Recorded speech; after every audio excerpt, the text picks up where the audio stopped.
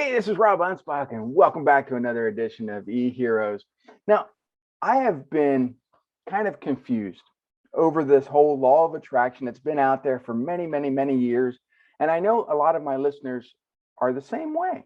So I actually brought on an expert, Andrew Kaplan, who actually wrote the book, the last book you'll ever need based on the law of attraction. So welcome, Andrew, and thanks for being here. Yeah, Rob, thank you so much for having me. I know about your style, I know about your approach, so I'm really just looking forward to having an awesome conversation, seeing where it goes, and what a wonderful opportunity. So thank you, and to your audience who's listening, for having me. And we kind of spoke off air about, the whole confusion thing, because a lot of things have been written about the law of attraction, even movies and commercials and the whole bit. But you have this book, and it's been probably almost a number one bestseller for the last 2 years, and you have hundreds of reviews, and it just, to me, that the title says it all. I mean, the last law of attraction book you'll ever need or read. And so, how did you come up with that? Wow. Well, you want the long version? Well, we Because have there, time. I mean, so I think this is actually a good time for the origin story because the book actually was written 11 years after I had my epiphany moment through the law of attraction. So actually, Wow. this goes way back to 2004 when I was just a young entrepreneur trying to find my way. And I think, especially people that are like in sales and they have to kill their own dinner, so to speak. I think a Mhm. lot of them can relate to finding their way to books like, positive thinking, you know, um, personal development, whatever it might be. And for me, law of attraction was one modality of many, where I Mhm. was just trying to find what's the secret formula to happiness and success. And to be honest, I had my hits and misses, I had my successes and failures, and to me, it was very unreliable. And I would find out later, at least from my own experience, that it wasn't the law of attraction that was unreliable. It was me who was unreliable in my working in harmony with it. And I spent, 2004 to 2008, I bumped all over the place, read all books, read The Secret and this and that, and experimented, came up with methods, and I hit a really harsh wall in 2008 where in the span of 1 week, I lost my business and my girlfriend of 3 years all in that same week, all within 3 days. And ironically, the business I was horrible in, and I actually dropped the business in order to save the relationship because it was on the rocks, but it was too little too late. And she didn't break up in person. She didn't break up over the phone. She broke up over text. Like that, 3 years, that's how bad things were. And I basically had to look in the mirror and be like, okay, well, I've wasted my 20s. Something's got to change. Something's got to give here. And I had this very weird moment of indignation and simultaneous epiphany where I'm like, well, listen, with everything in these past years, whenever I did that law of attraction thing and I actually stuck with it, I didn't actually stop, it seemed to work. Mhm. So I got really again indignant. I'm like, listen, I don't care what happens. I don't care when it happens. I don't care how it happens. I don't care why it happens. I'm going to go all in with this thing once and for all. And this time I'm not going to stop.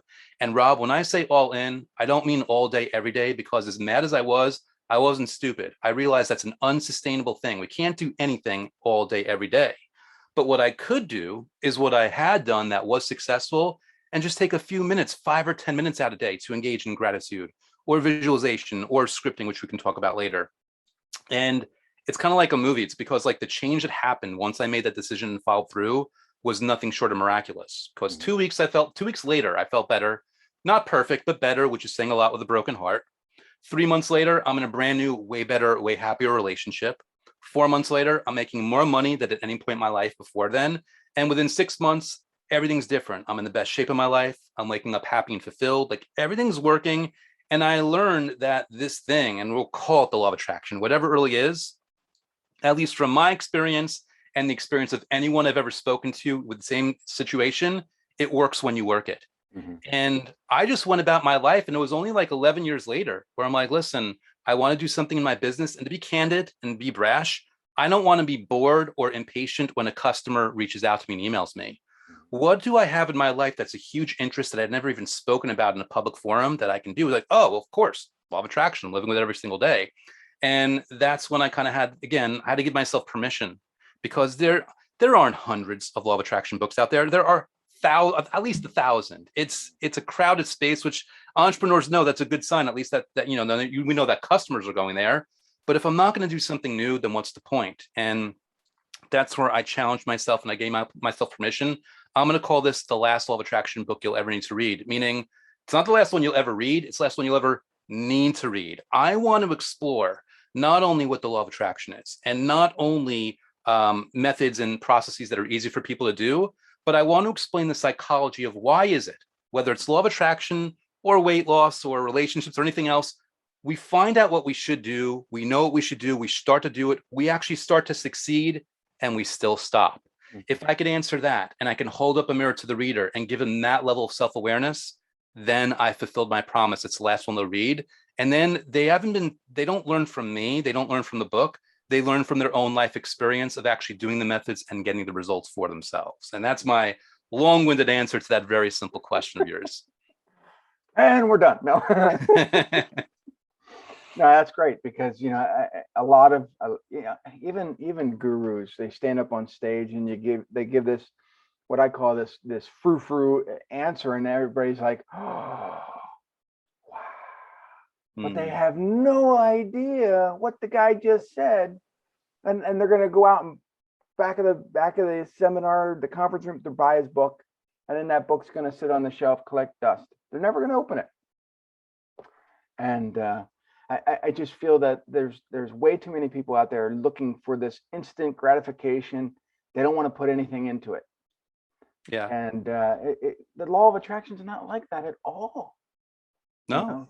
And it's so funny because a big question and a confusion that came up with The Secret is, and I'm not saying The Secret did this intentionally. I'm saying it's very clear that people got the interpretation of it from The Secret, where you can just sit on your couch and do nothing. Right. And my opinion, and it's just my humble opinion, is there is value in sitting on your couch and doing nothing, but it's to a point. The whole point of sitting on your couch and visualizing is really to open up your energy, open up your frequency, and even open up your mind to inspired thoughts, inspired actions, things of that nature. But when the inspiration comes, well, then, we're physical bodies. Whether you believe in the woo-woo stuff or not, we are physical bodies, tangible here. We are meant to engage in action. And when you are inspired at it, not action out of a mindset of lack, but action out of a mindset of an inspiration and abundance and enthusiasm, you got to act. You got to do something, because that's where the real magic comes from. You've written so many books. You didn't sitting around and meditate and then all the books came out of nowhere. No, you had to type on the keyboard. You had to put the words from your mind to that. You had to go through the publication process. You had to actually physically engage in action. That's part of the process. Yeah. Yeah. And when I was writing my first book, I actually had this big container filled with old blog articles and all kinds of stuff to kind of give me inspiration. And I took that carton up to the mountains, up to our family cabin, and I was going through them, and I was like, yeah, I'm going to put this one in and put this. And I just got to the point where it's like, none of this fits what I want in the book. So I took the whole thing, threw it on the fire, burned it all. And I came back, and within 3 weeks, I had the inspiration to write this first book, which immediately sold 2,000 copies. And it was like, wow. But sometimes you have to take a step back in what you're doing to look at or visualize, the power that you really have is not in the past, but in the future. And I think people get hung up on that. Yeah, they get hung up on a lot of stuff, and I'll tell you, Rob, I'll kind of let the cat out of the bag. I'm happy for people to buy my book, but I'm also happy to give some of the free key parts here. So in case they don't want to, it's like, from my experience, one of the issues that people have is, and I'll describe this in my way, and I realize I'm not perfect here, but I view us all as having three minds. We've got the conscious mind, we've got the subconscious mind, and we have what I define as the ego right in the middle.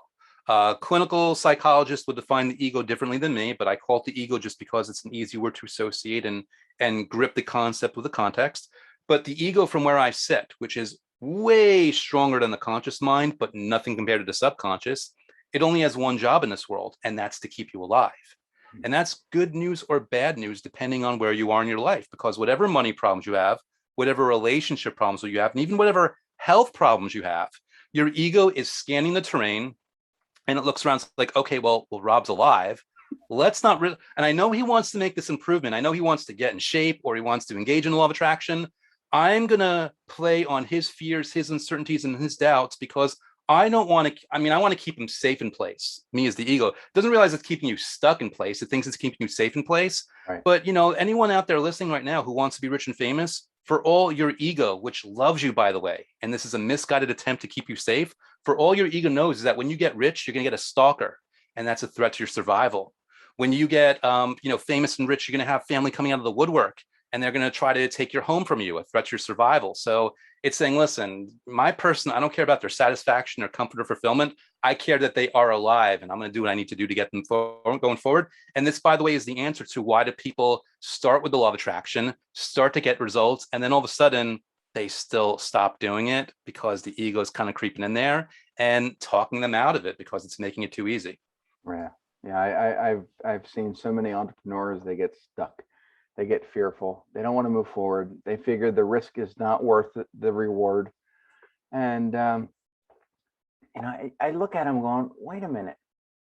If I can come from my humble beginnings as a struggling entrepreneur in multiple businesses to where I am now, what's stopping you from doing the same? But Yeah. it's that fear of COVID, I think, really changed the mindset of a lot of people, and it demotivated so many because they figure that, oh my God, it's COVID, all my dreams, everything that I'm thinking of doing is shot. I can't do this anymore. Wait a minute, why? There's nothing stopping you.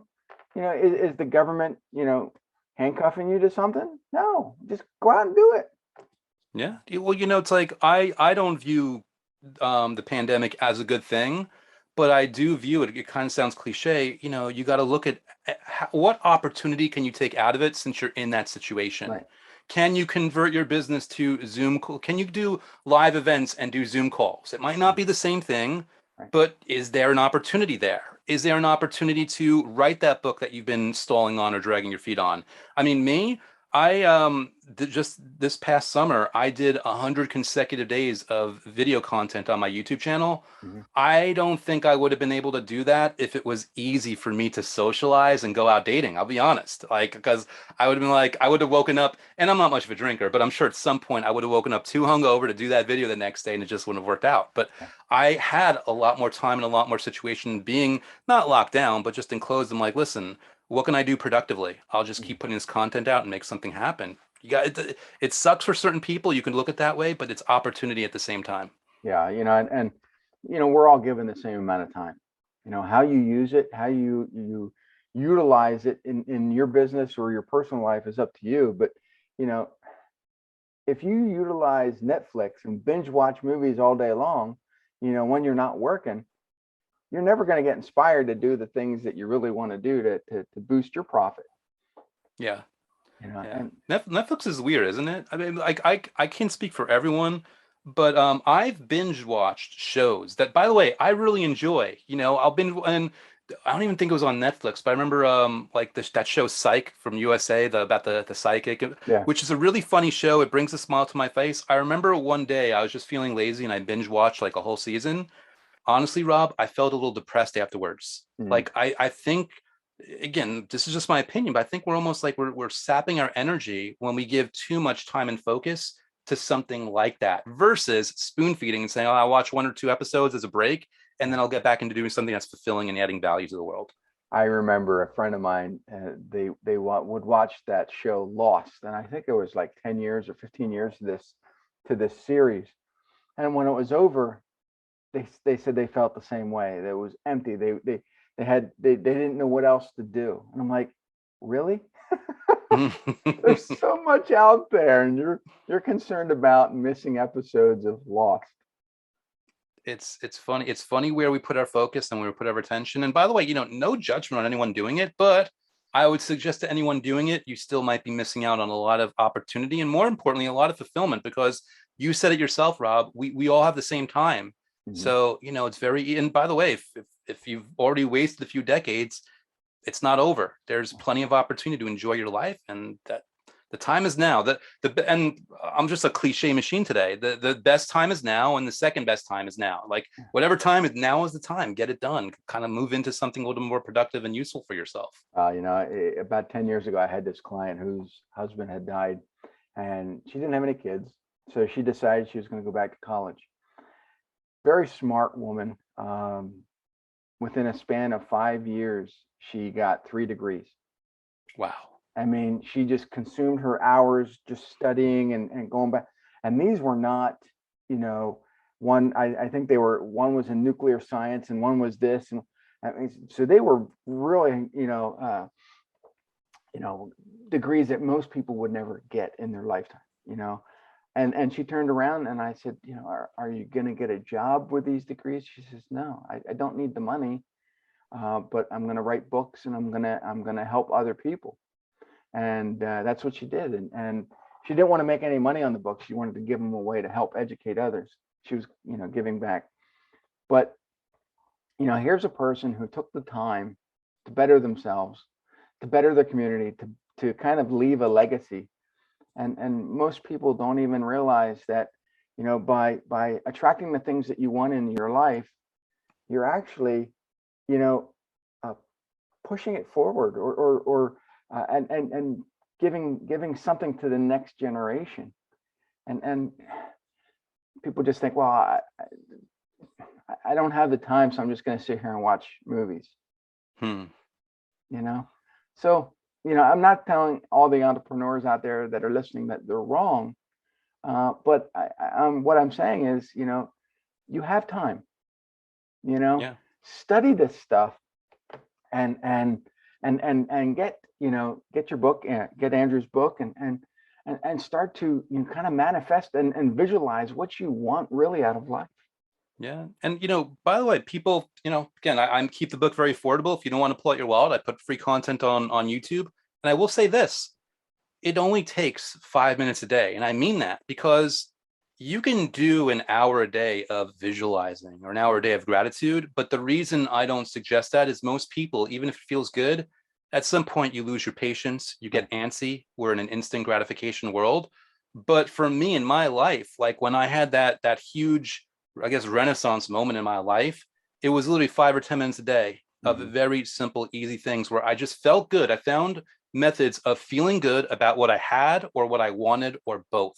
That's all it took. And it really is that simple because, we've got jobs to get to, we've got clients to get to, we've got spouses to get to, kids, whatever it might be.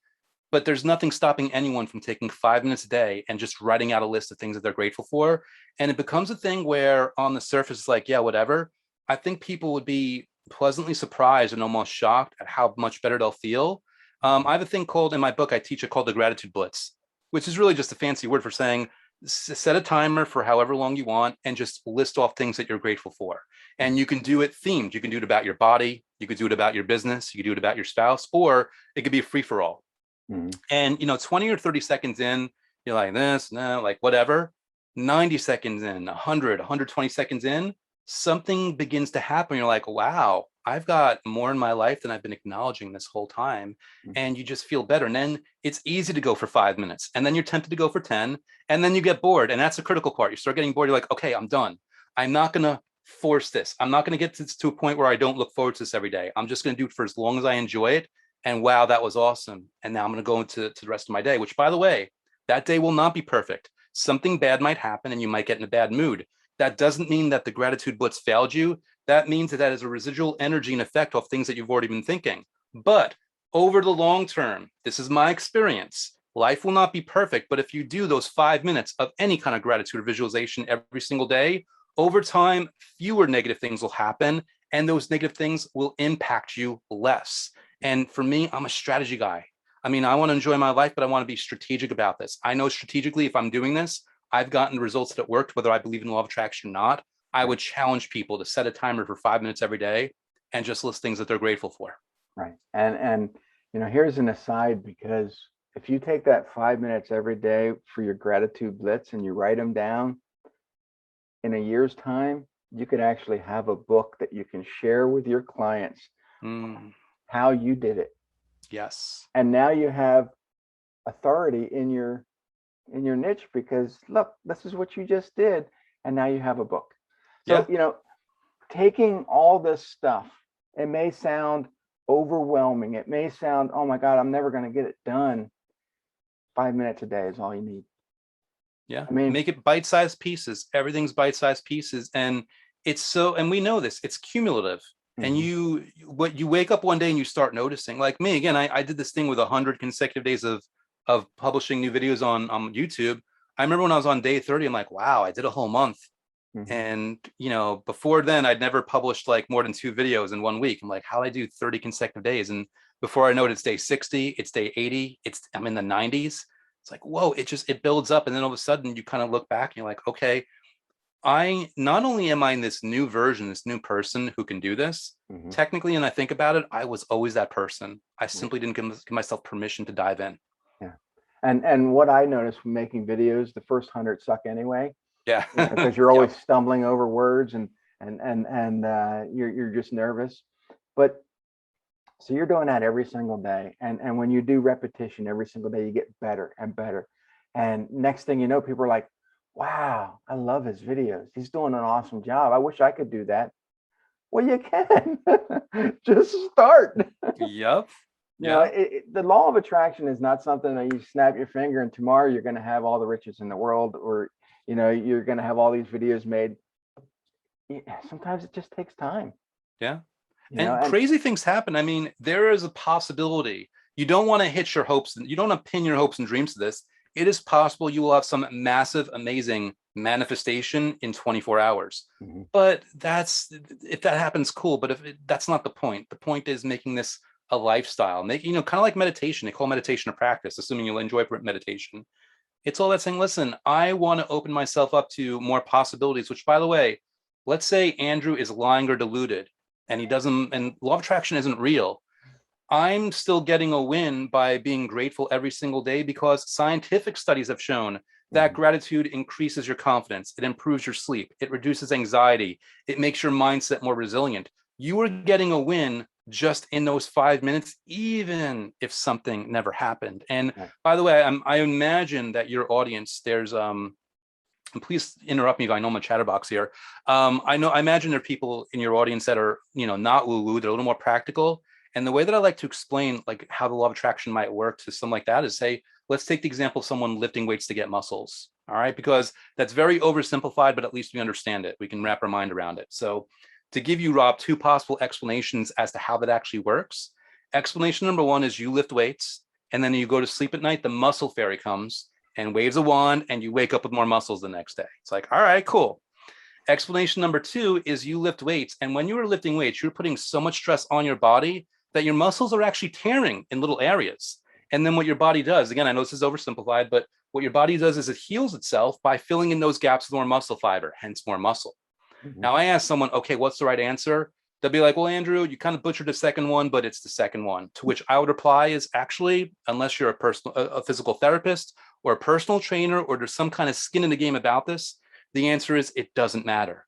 mhm, Because all that matters is you lift weights, you get muscles. You put an X, you get Y. And by that same token, by hook or by crook, whether or not you believe in the law of attraction, if you engage in just a few minutes a day of gratitude or positive visualization every single day, results will come. And when they come, I implore you, don't give me credit. Don't give my book credit. Don't give the universe credit. Don't give the law of attraction credit. Don't give anyone credit. But at the very least, recognize that you did this thing and something came about from it. And maybe that's your cue to continue on with this and see if those results keep coming for you. right. And not every day you're going to be positive. Not every day you probably don't want to give gratitude because you're in a funk, or you're sick, or a family member died. But you don't want to dwell on the negative constantly because it kind of reverses everything that you've tried, to manifest, or to work on. Mm-hmm. Yeah. And Uh, and by the way, speaking just being strategic, I think what you said right there's an incredible insight. You're not going to feel like it every single day. Me being a strategy guy, what can I do strategically to be ready for that? Okay, mhm, here's what I'm going to do. I'm going to think of 5 people in my life who are really important, and I'm going to put in my phone a message to them. I'm not going to send them a message of why I appreciate them. hey, Matt, I just want to thank you for all the help you've given me in my YouTube, da da da da da. It's a whole thing, right? Mhm. And then a day comes where I just feel like complete garbage. All right, I'm not going to go into gratitude. I'm going to take that message and text him. And the reply that I get will be the benefit and will make me feel good. Like there's ways to pre-plan for when you feel bad to do something very easy that will result in a good experience for yourself. Yeah, and I've gotten texts from people, and I'm like, what is going on? What is this text? And I have to kind of take pause from what I'm doing because I'm thinking, is he in trouble? What's going on? And no, dude, you're like, and I'm trying to lift him up, and I'm like, dude, thank you very much, and it's like, okay. Hmm. So yeah, I mean, it does work, and Yeah. I think there has to be people on your list that you can reach out to. Yeah. There's always someone. And I mean, there's always there's always someone, there's always something. And by the way, if you want to lie to yourself, anyone listening, and say that you don't have someone, okay, well, I don't believe you, but that's okay. Strategically choose something else. Right. Maybe what you want to do on a day that you feel good is write about all the qualities about yourself that you like, or write about a favorite experience from high school or Hmm. college, or just something that when you're feeling bad, you don't have to think of something to be grateful for. You can go to that thing that you wrote for yourself. There's Hmm. always a strategy. There's always a way to have something every single day, even if you're not doing the quote unquote work of it every single Right. day. Yeah. So, how do people find you? Where do they go? I mean, Mm, and we kind of had this discussion, off air. Is we can search you for your name on social media, but it's not the same on Amazon. right. Well, so I mean, it's either so Andrew Kaplan is who I am, but I published under Andrew Cap just because there was another Andrew Kaplan who was publishing books on Amazon, and I didn't want to and then unintentionally cannibalize his sales. But I very two very easy links for people. I mean, if you find me on social media, fine, but I would hope I have more value to you through my content. So you can either go to lastlawofattractionbook.com, which will auto forward to the book listing on Amazon, where you can check it out, and they've got a free preview. You don't even got to put your money down. But if you don't even want to think about pulling your wallet out, you can just go to youtube.com/Andrew Cap. And I've got over 100 videos, free content where you can learn free methods, do free things. In other words, there's no excuse. I'm not even taking money out of your pocket here. It's just my hope and my wish and my intention that whether you believe in the law of attraction or not, that maybe I have something to provide a value for you through this specific message. Yeah, and I highly recommend anybody that's out there that wants to improve just 1% every day, get his book, because I think that you're going to realize that maybe you just need some help, not mental help, not physical help, but help in how you go about manifesting and visualizing and getting the business that you really want. I mean, for me, it took 30 years to get to here. Um, and the book probably could have shortcutted that whole thing down to about 2 years. but I'm stubborn. Well, Um, aren't we all? And by the and way, Rob, thank you so much for having me. Like what I think I kind of said this before we hit the record button, but what a cool, wonderful opportunity to have just a conversation. And I think people already know this about you. You are very protective of your audience in this podcast. So I just, I'll say this on air here. I take it as high praise that you're like, you know what, this is cool to have you on because I know that you only want to give value. So thank you for giving me the opportunity to build value on your show. thank you. And I come from it from a point where, for the last 20 years, the whole law of attraction was very confusing. As I said when we opened up this episode, and I know that there's a lot of people out there that have that same preconception of, is this real? Does it really work? Who is this person telling me about? And sometimes they don't want to hear it from a guru that's making $1 million a year or more. They want to hear it from someone that has been there, done that understands this inside and out. And when I bring people on these podcasts, they're always different. They're always unique. I try to bring people in that I know are going to deliver value. And I got a lot of value from you on this, even in the half hour that we've been doing this. And to me, I think it's wonderful. And Thank that's you. what makes you an e-hero. And that's what I think that if anybody's listening, they really just need to rush out to Amazon, or rush to Amazon, um, and download the book. Thank you so much, Rob. I take that as truly high praise and really appreciate that. And while you're there, get mine too, because you need some Yeah. sarcasm in your life. The only thing better than one book is two books. So get Rob's book also, because Oh, obviously he knows his stuff. 30 books. And the only thing better than two books is 32 books. Get Rob's stuff. Yeah, and the thing is that, everybody out there who says you don't have time to write a book, I gave you an idea to write a book, and it only takes a few minutes every day. And, 30 some books in 8 years takes time. However, I don't just decide, hey, tomorrow I'm writing another book. No, I plan it, and I'm only doing 4 or 5 books a year. And most people say, oh, that's still a lot. No, it's just, I have it down to a science now, so that I'm only focusing on a few minutes every day, just like I told you. So it's very easy, but go get Andrew's book and make it even easier. So adios, and we'll see you guys on the next episode.